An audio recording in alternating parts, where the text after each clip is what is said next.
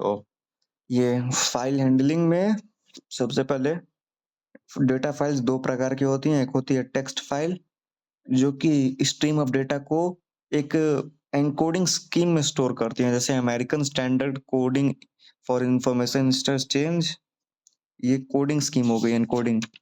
और दूसरी होती है तुम्हारी रेगुलर टेक्स्ट फाइल जो कि टीएक्सटी में होती है, और एक डेलिमिटेड टेक्स्ट फाइल जो थोड़ा एक स्पेसिफिक कैरेक्टर यूज करती है, तो कैरेक्टर को सेपरेट करने के लिए, जैसे कि टैब हो गया, कॉमा हो गया। जिसमें टैब यूज होता है उसको हम लोग टीएसवी वैल्यू बोलते हैं, टैब सेपरेटेड वैल्यू। इसकी जो एक्सटेंशन है वो टीएक्सटी और डॉट सीएसवी दोनों है। और फिर दूसरी जो कॉमा से सेपरेट होती है, कॉमा सेपरेटेड वैल्यू, उसे हम लोग सीएसवी डॉट सीएसवी, देखो टीएसवी और सीएसवी दोनों में डॉट सीएसवी और डॉट सीएसवी एक्सटेंशन यूज करते हैं हम लोग। अब देखो टैब सेपरेटेड वैल्यू, टैब में ये एरो टाइप में आ जाता है सेपरेट करने के लिए, I am a simple text. Comma वाले में कॉमा आ जाता है। अब अगला चीज हम लोग को पढ़ना है बाइनरी फाइल्स।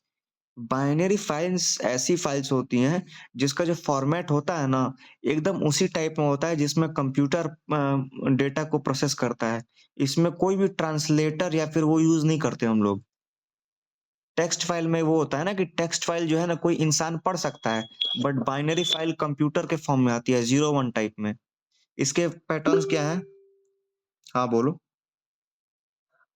जो ये बाइनरी फाइल्स होती हैं, इनकी जो मतलब हम लोग को इनको उसमें भी क्या कहते हैं, कोड में भी 0101 करके लिखना पड़ेगा। नहीं, बाइनरी वाला जब सर पढ़ा रहे थे तुम्हें याद होगा, सर उसमें पिकल करा रहे थे, पिकल अनपिकल, एक पिकल हाँ मॉड्यूल इंपोर्ट कराते थे।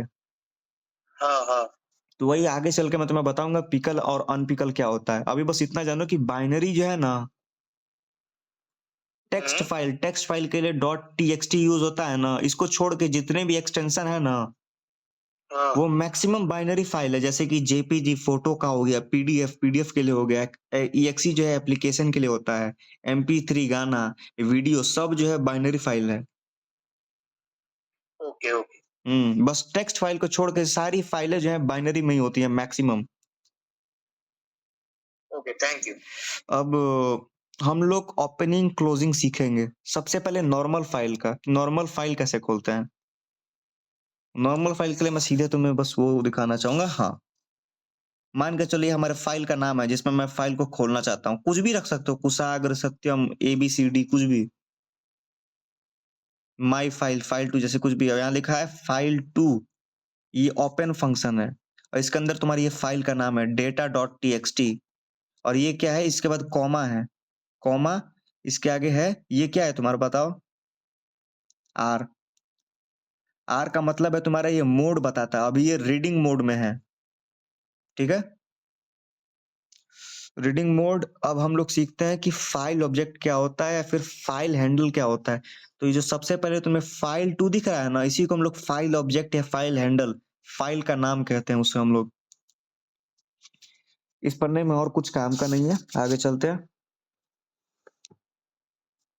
देखो कुछ भी लिख सकते हो, यहाँ देखो उसमें फाइल था, इसमें बस एफ है, एफ इक्वल टू ओपन, और यहाँ पे फाइल का लोकेशन, इसे हम लोग कहेंगे एब्सोल्यूट लोकेशन, एब्सोल्यूट लोकेशन। और यहाँ जो तुम देख रहे हो यहाँ पे सिर्फ डेटा टीएक्सटी है, इसे हम लोग कहेंगे रिलेटिव लोकेशन, ठीक है।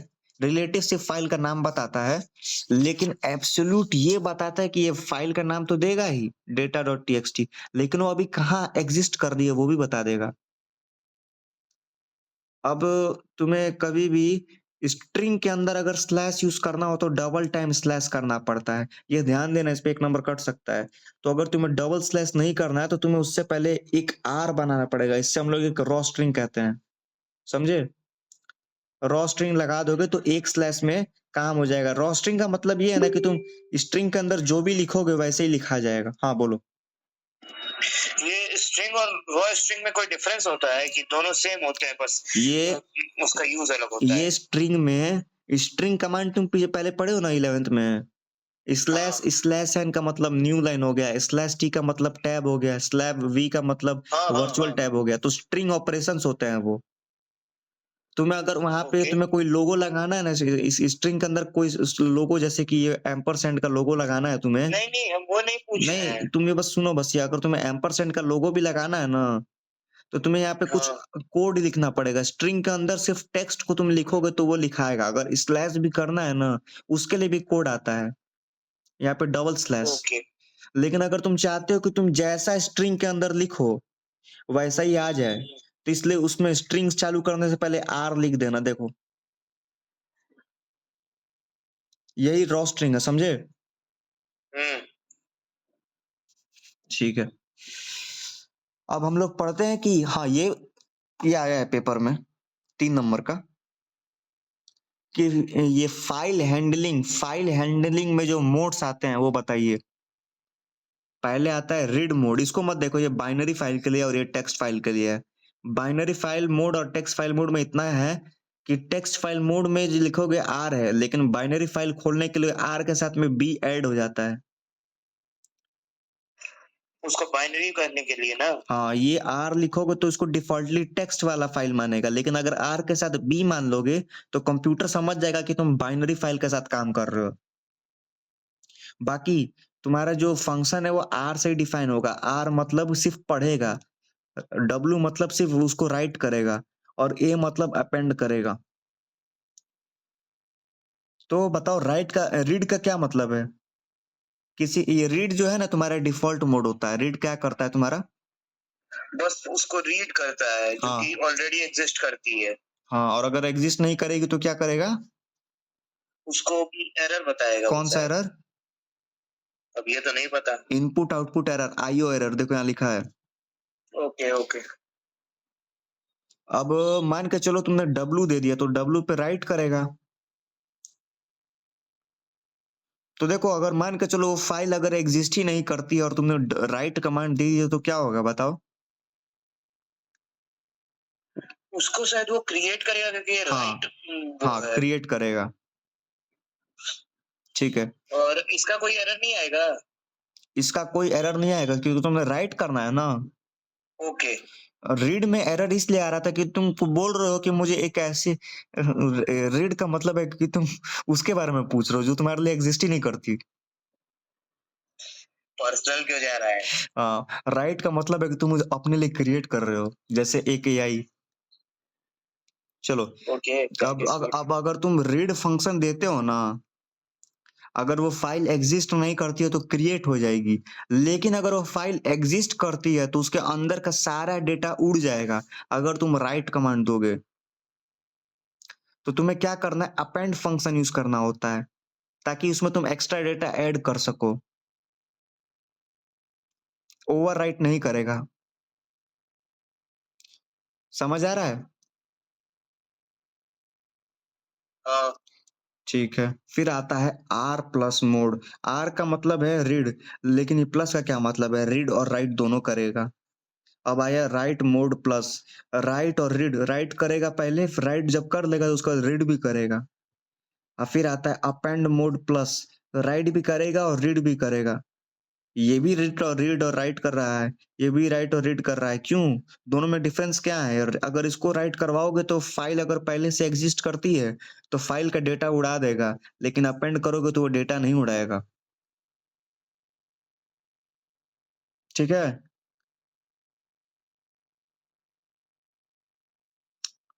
अगर पेपर में एमसीक्यू में ये पूछे इसमें से कौन सी चीजें सही है, तो अगर आर प्लस बी लिखा है तो भी सही है, और आर बी प्लस लिखा है तो भी सही है। डब्ल्यू प्लस बी लिखा है तो भी सही है, डब्ल्यू बी प्लस लिखा है तो भी सही है।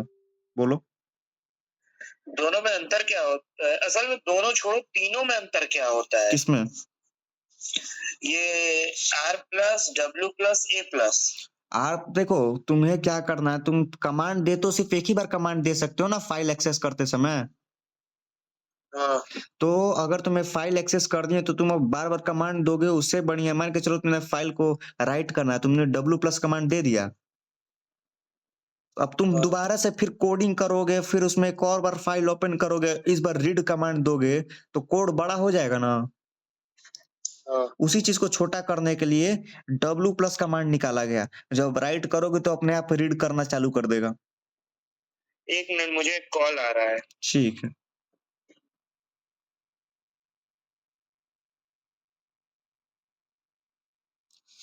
अब हम लोग का अगला टॉपिक है फाइल को बंद कैसे करते हैं।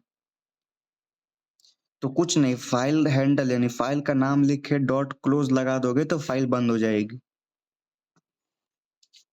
ठीक है, जी जी। अब हम लोग टेक्स्ट फाइल के अंदर रीड कैसे करते हैं वो सीखेंगे। तो रीड करने के लिए रीड फंक्शन यूज होता है। अगर किसी लाइन को पढ़ना है तो रीड लाइन करेगा, और अगर रीड लाइन के अंदर अगर यहाँ पे कुछ वैल्यू पुट करोगे तो उतना डेटा पढ़ेगा, तुम्हारा उतना बाइट ऑफ डेटा पढ़ेगा। देखो जैसे यहाँ पे लिखा है फाइल हैंडल, फाइल का नाम, उसका आगे लिखा है डॉट रीड लाइन और उसके अंदर ब्रैकेट में एन दिया है। एन डिफाइन करता है कि कितना बाइट ऑफ डेटा पढ़ना है। डिफॉल्टली वो पूरा पढ़ेगा, लेकिन अगर तुम कहोगे नहीं सिर्फ 10 कैरेक्टर पढ़ना है तो 10 कैरेक्टर ही पढ़ेगा। और रीड लाइन पूरा पढ़ेगा, पूरा ए से पूरा ऊपर से नीचे तक पूरा पैराग्राफ पढ़ जाएगा, सभी लाइन पढ़ेगा। रीड भी पूरा पढ़ता है। ठीक है, रीड और रीड लाइंस दोनों का काम एक ही है। रीड पूरा पूरा पढ़ जाएगा और read line line by line पढ़ता है। Okay okay. लेकिन रीड लाइन जो है ना उसे लिस्ट के रूप में निकाल के देता है, और ये जो तुम्हारा है ना उसे स्ट्रिंग के रूप में निकाल के देता है। यही अंतर है रीड में, ये तुम्हारा स्ट्रिंग रूप में देता है और ये तुम्हारा लिस्ट रूप में देता है।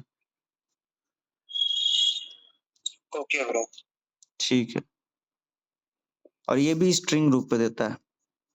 चलो आगे, ये देखो ये तुम्हारे पास किताब है ना, तो ये वाला पेज खोलना जहाँ पे टेबल बना है, उसके बगल में ये छोटे छोटे कोड स्निपेट बने हैं, 10 छोटे छोटी कोडिंग है। ये कोडिंग से उठा के दे सकते हैं डायरेक्टली। देखो कुछ नहीं है, 3 लाइन का कोड है ये, देखो 1 2 3 3 लाइन का कोड है। इसी को बस तुम 10 कोडिंग है तुम करो, क्योंकि यहीं से उठा के देने के चांसेस बहुत ज्यादा हैं। समझ रहे हो ना, स्निपेट 10 तक होंगे यहाँ पे, देखो 10 स्निपेट होंगे, ये 5 है 7 है। अब देखो हमें रीड करना तो आ गया, अब हम लोग यहाँ राइट करेंगे। ठीक है, राइट के लिए 2 फंक्शंस आते हैं, राइट और राइट लाइंस। राइट क्या करेगा, ये भी पूरा राइट करेगा, और राइट लाइंस ये लाइन बाय लाइन पूरा राइट करेगा। और इसके बीच में अगर कुछ दे दो, जैसे कि 10 लिख दिया इसके अंदर तो 10 कैरेक्टर राइट करेगा, और ये इसके अंदर 10 लिखोगे तो एक लाइन के अंदर के 10 कैरेक्टर को लिखेगा। समझे? क्वेश्चन है? हाँ। क्या? नहीं क्वेश्चन नहीं है, मतलब मैं बताया कि समझा। ये जब पढ़ोगे ना ऊपर के कोडिंग अपने आप समझ आएगा। और वैसे भी ये वीडियो रिकॉर्ड हो रही है, तो अगर कोई कंफ्यूजन है तो यूट्यूब पे खोल के देख लेना। Okay sir. ओके भाई। अब बाकी सिर्फ कोडिंग ही है, ये चैप्टर यहीं तक था। इसके आगे आएगा तुम्हारा बाइनरी फाइल। एक्सेप्शन है। नहीं नहीं, बाइनरी फाइल अभी आएगा, बाइनरी के बाद सीएसवी फाइल आएगा। बाइनरी फाइल का कोई फायदा? बाइनरी फाइल डायरेक्टली कंप्यूटर की भाषा में उससे बात करती है ना। अब तुम पूछ रहे थे ना बाइनरी कैसे कंप्यूटर समझता है कि बाइनरी है और वो है पिकल। पिकल और पिकल अनपिकल। अनपिकल का कोई मतलब नहीं है। पिकल देखो, बस पिकल का मतलब है तुम्हारा, देखो पिकल का मतलब है कि पाइथन का डेटा को बाइनरी में कन्वर्ट करना, और अनपिकल का मतलब है बाइनरी डेटा को पाइथन में कन्वर्ट करना। ओह। इसलिए कभी भी ये मतलब काम करने से पहले इंपोर्ट पिकल करते हैं।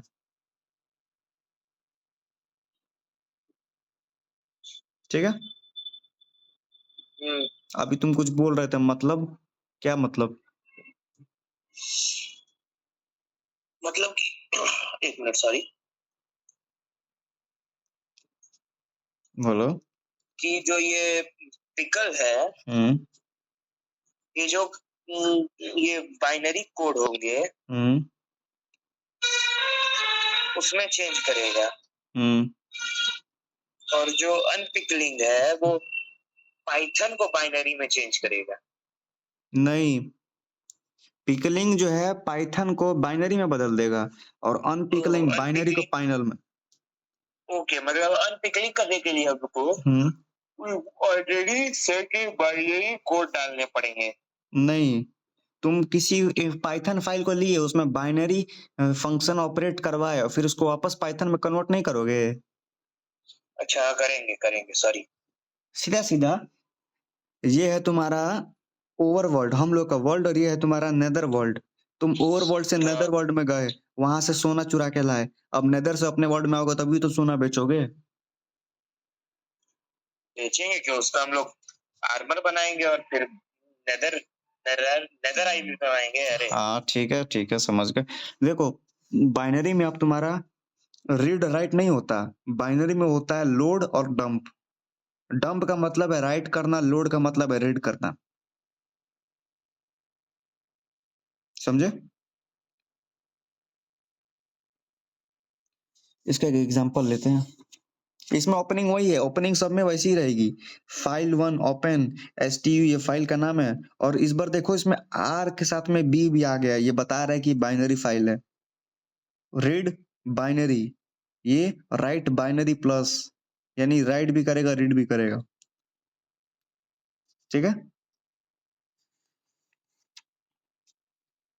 अब कभी भी तुम्हें पाइथन बाइनरी में राइट करना हो तो तुम्हें लिखा होगा पिकल डॉट डंप, फिर तुम्हें जो डेटा डालना है, ये डेटा जो तुम डालोगे उसका नाम पहले रहेगा, फिर किस फाइल में डाल रहे हो उसका नाम रहेगा।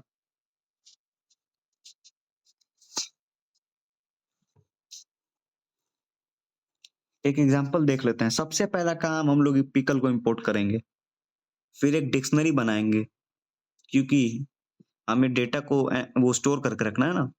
अब उसके अंदर हम लोग लिखेंगे स्टूडेंट फाइल, इसके अंदर अपना हम फाइल ओपन कर रहे हैं, स्टूडेंट डॉट डैट, इसमें हम लोग को स्टोर करना है, इसलिए हम लोग उस फाइल को खोल रहे हैं स्टूडेंट में, और इसमें क्या कर रहे हैं, डब्ल्यू बी, यानी राइट कर रहे हैं।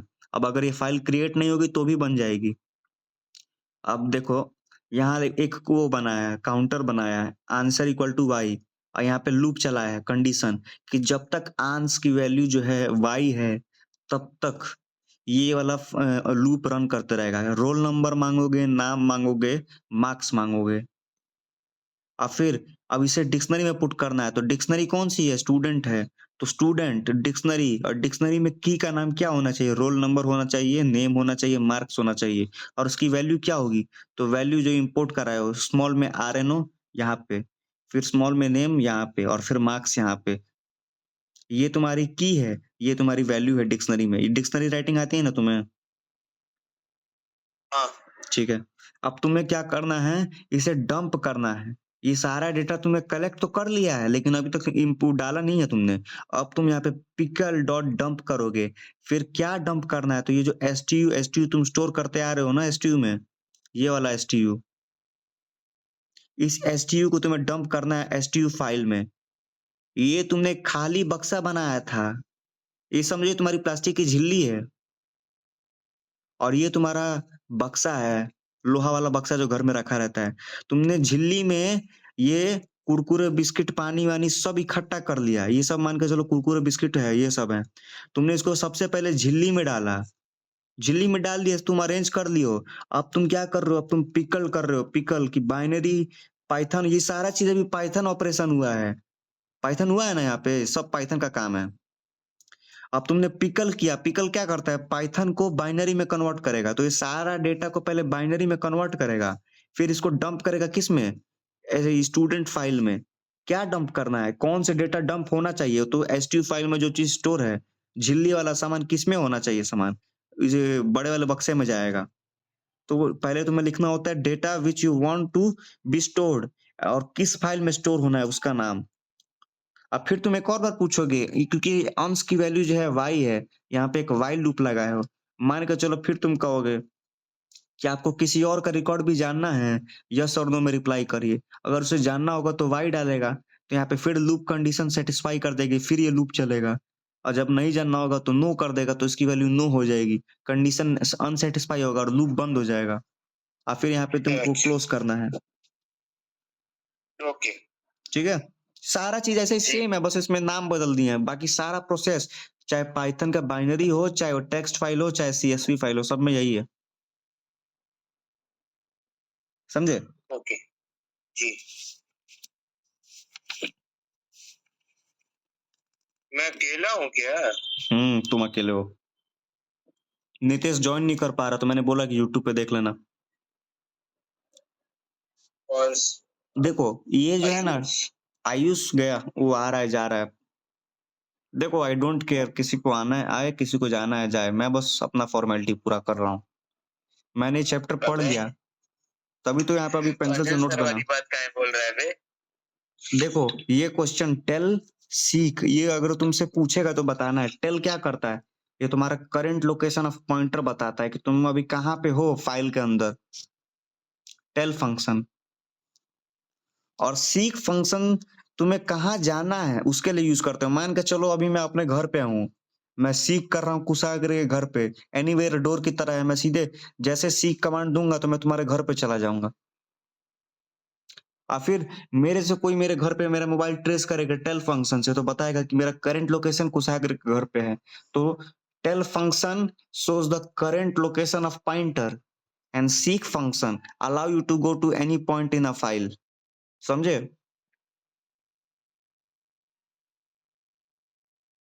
हेलो, हाँ बोलो भाई बोलो। समझ रहे हो ना? नेटवर्क इशू है। नहीं नहीं नेटवर्क इशू नहीं है। अच्छा सत्यम सुनो, मतलब जो सीक फंक्शन है वो अपना जीपीएस की तरह होता है, जिस तरह की तुम लोकेशन ट्रैक नहीं करते हो ना। नहीं, सीक फंक्शन एनीवेयर डोर है। अच्छा सीक फंक्शन एनीवेयर डोर है, वो कहीं भी तुम्हें छोड़ देगा फाइल में जहां तुम जाना चाहो। और जो टेल फंक्शन है वो जीपीएस है। वो जीपीएस है कि तुम हो कहाँ। वेयर एम आई। अब हम लोग पढ़ेंगे सीएसवी फाइल। सीएसवी फाइल जो है ना डेटा को टेबल फॉर्म में बनाता है। अभी मैं बस चैप्टर समझा रहा हूँ, उसका जो मैंने तुमको 3 पेपर भेजे हैं ग्रुप में, उसका वो भी बताऊंगा। और कुछ कोडिंग में भेजूंगा, फोटो कोडिंग का, उसको देख जाना सवेरे, ठीक है?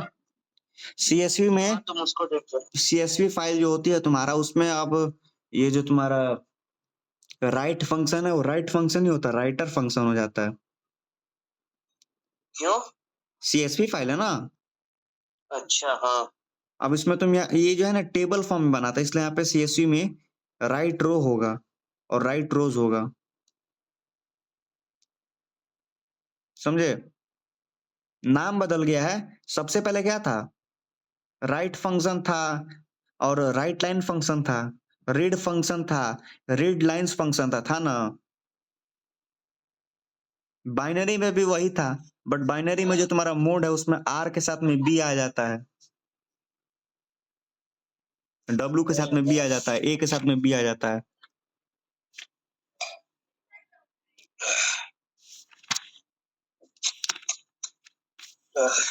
वैसे इतना जितना मैं तुम्हें बताऊं ना, इतना नवनी जी जितने बच्चों को बताया, मैक्सिमम बच्चों से मान के चलो तुम क्लास की 70% बच्चों की आबादी से तुम ज्यादा जानते हो अब। हाँ वैसे ये जो है ना किताब के पीछे से आंसर टिक मार देना और उसको मतलब पढ़ते रहना, बस पढ़ते रहना।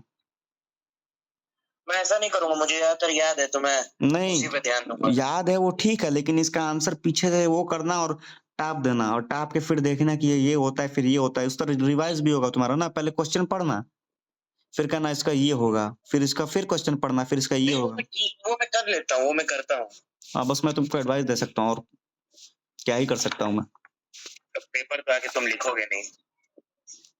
चलते हैं एक्सेप्शन हैंडलिंग पे। ये बहुत छोटा चैप्टर 5 मिनट में खत्म हो जाएगा। अच्छा इसको कर दो, हमको भी जाना है। हमें खाना खाना है। अब तुम भी जाओ खाओ, नहीं तो तुम्हारी तबीयत खराब हो जाएगी तो भाई। कुछ नहीं होगा, चलो देखो एक्सेप्शन हैंडलिंग। एक्सेप्शन हैंडलिंग क्या होता है? पाइथन जो है ना, पाइथन के पास एक ऐसा मैकेनिज्म है ना जिससे वो कोडिंग में किसी चीज को कैच करके किसी एरर को कैच करेगा, फिर उससे होने से रोकेगा।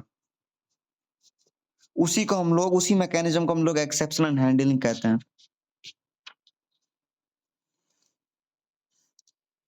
अब सबसे पहले जानना चाहिए कि एक्सेप्शन में 2 प्रकार के एक्सेप्शन आते हैं, एक कंपाइल टाइम एरर और एक रन टाइम एरर।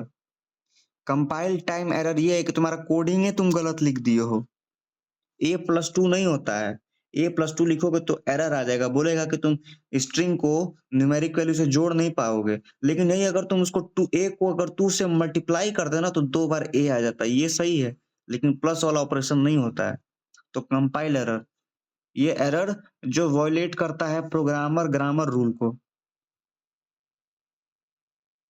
दूसरा है रन टाइम एरर। जब तुम कोई कोड रन कर रहे हो और कोड रन करने के बीच में अगर कुछ एरर आ जाए, उस एरर को हम लोग कहते हैं रन टाइम एरर। और रन टाइम एरर में ही एक्सेप्शन आते हैं। ये एक्सेप्शन, तो एक्सेप्शन को रोकने के लिए हम लोग यूज करते हैं एक्सेप्शन हैंडलिंग। देखो, रन टाइम एरर का कुछ एग्जांपल बताऊं तुम्हें। जैसे कि तुम अगर किसी नंबर को 0 से डिवाइड कर दिए, या फिर किसी फाइल को खोल रहे हो जो एग्जिस्ट ही नहीं करते हो, तो रन टाइम एरर आ जाएगा। समझे? हाँ। एक्सेप्शन एंड हैंडलिंग क्यों चाहिए हमें? क्योंकि ये एक्सेप्शन हैंडलिंग जो है ना, जो कोड में खराबी है, सिर्फ उतने हिस्से के कोड को अलग कर देता है, और बाकी जो कोड नॉर्मल है उसको अलग कर देता है। तो सेपरेट करता है खराब कोड को और सही कोड को। ये मतलब कि गीले और सूखे कचड़े को अलग करना। हाँ, जो सही है उसको क्यों परेशान करना। और दूसरा काम ये बताता है कि कोड जो है तुम्हारा, उसमें क्या-क्या एरर्स हैं, और इससे हम लोग को कोड समझने में आसानी होती है।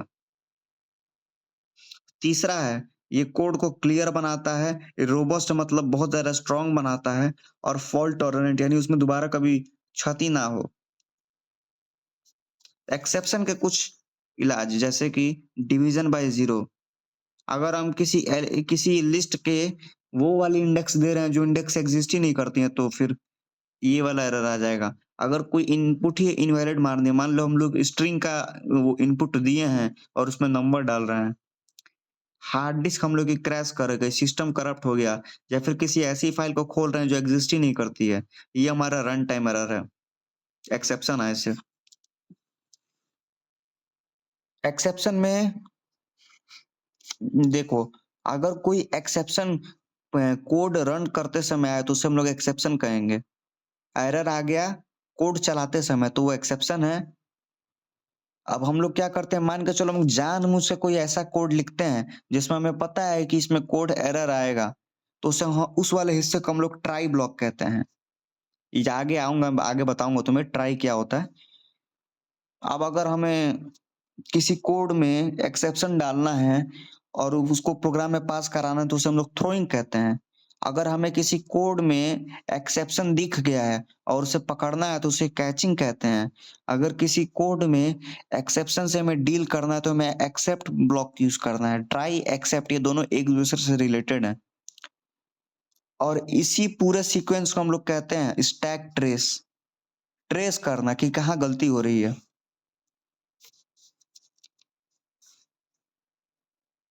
अब देखो, एरर्स के क्या-क्या प्रकार होते हैं। एंड ऑफ फाइल एरर, मान के चलो तुमने कोई फाइल इंपोर्ट की हुई है और उस पे पाइथन अभी कुछ काम कर रहा है, लेकिन अचानक से वो फाइल एंड हो गई, और पाइथन अभी एक्सपेक्ट कर रहा है कि इसमें से कुछ और वैल्यू आनी चाहिए थी, तो उसे एंड ऑफ फाइल एरर कहते हैं।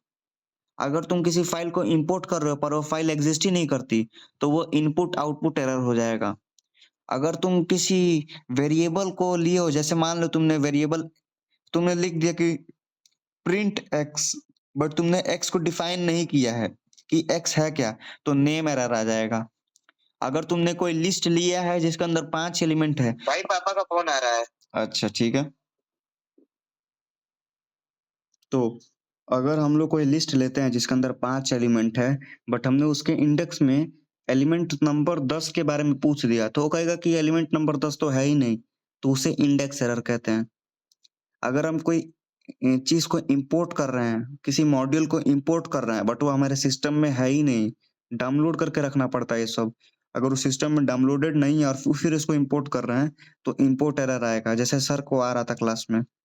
अगर हम किसी स्ट्रिंग को नंबर से प्लस कर रहे हैं, तो टाइप एरर आएगा, बोलेगा कि क्या कर रहे हो, एबीसीडी को 2 से कैसे प्लस कर दोगे। अगर हम इंटीजर में स्ट्रिंग को इनपुट करा दिए, आईएनटी में ही स्ट्रिंग इनपुट कर दिए हेलो, तो वैल्यू एरर आ जाएगा। कह रहे हैं कि आप नंबर देने वाले थे लेकिन यहाँ तो आपने टेक्स्ट दे दिया, तो वैल्यू एरर हो गया। 0 से डिवाइड करोगे तो डिवीजन एरर। ओवरफ्लो एरर अगर बहुत बड़ा नंबर से वो कराओगे, मान के चलो 1 अरब, 1 अरब में 10 अरब से इंटू करा दिए, बहुत बड़ा नंबर हो गया, तो पाइथन कहेगा कि ये ओवरफ्लो हो रहा है। समझ जाओ। की एरर, अगर किसी डिक्शनरी में कोई किसी नाम की एग्जिस्ट ही नहीं करते और उस की के बारे में पूछोगे, तो फिर वही की एरर आएगा। ये इंपोर्ट एरर वही ऊपर वाला इंपोर्ट एरर है, 2 बार दे दिया है। और कीबोर्ड इंटरप्ट, मान के चलो तुम्हारा कोड रन कर रहा है, तो कोड रन करते समय ये 3 कमांड देखो, एस्केप, डिलीट और कंट्रोल सी, ये 3 कमांड अगर प्रेस कर देते हो, किसी कोई एक बटन को भी प्रेस कर दिया ना, तो तुम्हारा कोड जो रन कर रहा है वो रुक जाएगा। उसे हम लोग कीबोर्ड इंटरप्ट कहते हैं। ठीक है? हाँ।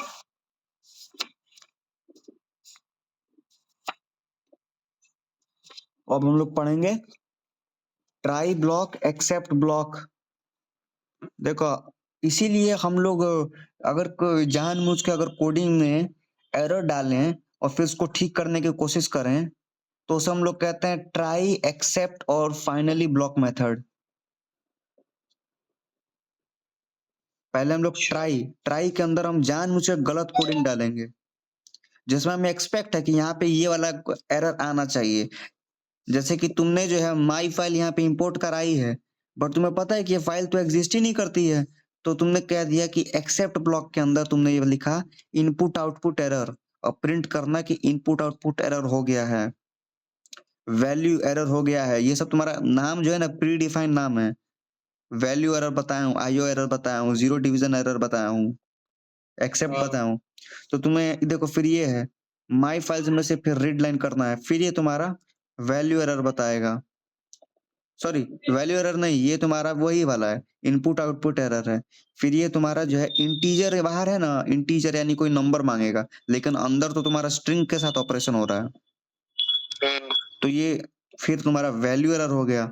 और फिर तुमने जो है इसको डिवीजन किया 0 से, तो डिवीजन बाय 0 एरर। तो ट्राई ब्लॉक के अंदर तुम जानबूझ के गलत कोड लिखोगे जिससे एक्सेप्शन होगा, और एक्सेप्ट ब्लॉक के अंदर तुम उस एक्सेप्शन के बारे में लिखोगे कि ये वाला एरर होना चाहिए। ठीक है? यही है, पूछेगा कि what are try block and except block in Python, तो बता देना कि try block are those blocks in which you write the code which is said to be having errors, जिसके अंदर एरर होगा, and it will give exception, and the except block is those block which defines the type of error try block है। इसकी मतलब try block में कौन कौन से एरर आ सकते हैं वो तुम एक्सेप्ट ब्लॉक में लिखोगे। इनपुट आउटपुट एरर हो सकता है, वैल्यू एरर हो सकता है, जीरो डिवीजन एरर हो सकता है। समझे? क्या समझे बताओ? ये अभी तक जितने भी तुमने टाइप के एरर बताए, ये सारे के सारे हम लोग पहले तुमने बताया कि अगर मान लो हम लोग कोई एरर करते हैं, तो उसको हम लोग पहले ट्राई करेंगे, नहीं, फिर उसके बाद उसको हम लोग मतलब कि जो हम लोग एरर होते हैं उसको हम लोग पहले कैसे बताया अभी? देखो, तुम्हें शक हो रहा है कि तुम्हारी जो कोडिंग है उसमें कोडिंग की कुछ 4 लाइन है जिससे ये पूरी कोडिंग नहीं रन कर रही है, तो उस 4 लाइन को है ना तुम ट्राई ब्लॉक के अंदर डाल दो। और फिर ट्राई ब्लॉक में डाल दिए हो, तुम्हें जो जो शक हो रहा है कि शायद ये तो नहीं हो रहा ना, ये तो नहीं हो रहा ना, तो तुम जो जो तुम्हें शक हो रहा है कि ये हो सकता है, फिर ये हो सकता है, इनपुट आउटपुट एरर हो सकता है, जीरो डिवीजन एरर हो सकता है, तो तुम उसको एक्सेप्ट ब्लॉक में डाल दोगे। तो कंप्यूटर तुम्हें खुद बता देगा कि हाँ तुम जो सोच रहे हो सही सोच रहे हो।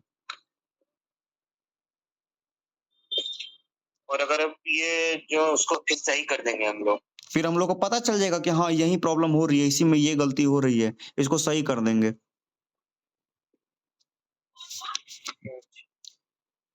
देखो, यहाँ देखो, ये ट्राई ब्लॉक है, ये फाइल नेम है, फाइल नेम में मैं एक फाइल खोल रहा हूँ poem.txt और इसको रीड कर रहा हूँ। फिर यहाँ पे प्रिंट लिखा रीड। अब यहाँ पे एक्सेप्ट ब्लॉक पे एक्सेप्शन अकॉर्ड, यहाँ पे देखो ये पूरा सही है, इसमें कोई एरर नहीं है, फिर भी हम लोग एक्सेप्ट ब्लॉक दिए हैं। अगर बाई चांस कुछ होता है तो एक्सेप्शन आ जाएगा, और अगर नहीं होता है तो फाइनली में फाइनली सेइंग गुड बाय ये हमेशा प्रिंट होगा। हाँ। हुँ।